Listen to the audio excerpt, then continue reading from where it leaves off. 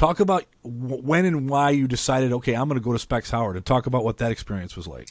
So I was actually accepted at Michigan State. I was going to get into their broadcast program, their communications program, I should say.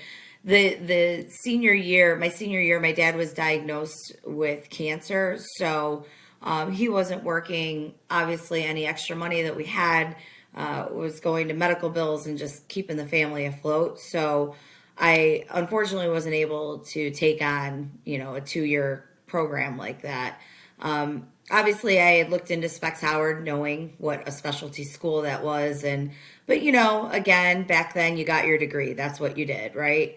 And so I personally wanted to go to Specs Howard, but to appease my parents, I was going to go and get that degree.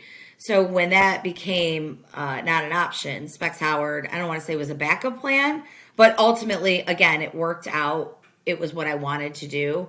And when I met with the, career advisors, the admissions reps at Specs, I just knew that this was exactly what I needed. The fact that I didn't want to go to school for 2 more years. I wanted to get working in the industry. And so it was a great option for me. And I'm going to ask you specifically about when you came back to work there, but what was your first job in radio and what did you do? My first job in radio was at 103.1 in Lapeer. At the time, it was called Wings 103. And it's funny because Dick Kernan from Specs Howard, at the time, great guy. I miss that man so much.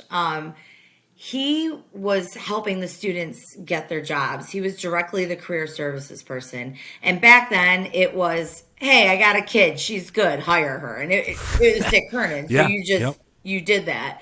So he called me into his office and he says, look, I have a lead at a rock station. It's part-time, weekend overnights. Again, I'm right out of Specs. I don't deserve anything more than that. Did I want to be on in the middle of the nights playing to the cornfields? No, but I wanted to be on the radio, so I didn't care. So it made $5 an hour. It was minimum wage. I was making $5 an hour. I remember that distinctly because I think I figured it out, and it was costing me more to drive from Roseville to Lapeer than what I was making an air shift. And so I want to interject something. I want to interject something there, Renee. You mentioned Dick Kernan. That man made no beef about letting you know that that's how it was going to be. You weren't going to go on and get a job at the Riff.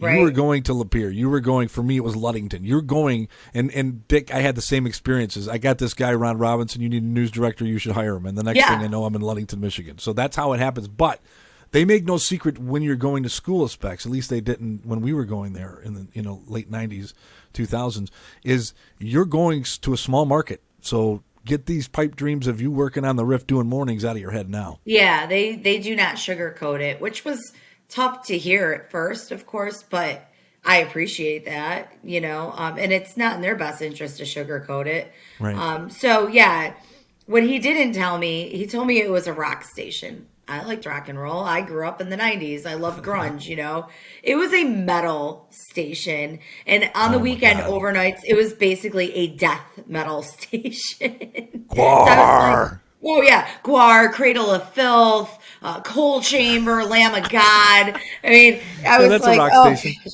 Oh my gosh. And, my mom and dad would try to tune in. My dad rigged up this crazy antenna on the roof of the house in Roseville so that he could get in my station. And it was so awful. My parents were such great cheerleaders.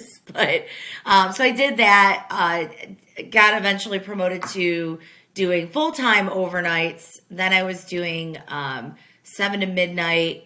And eventually I got promoted to doing the morning show with Carl Coffey, which was incredible.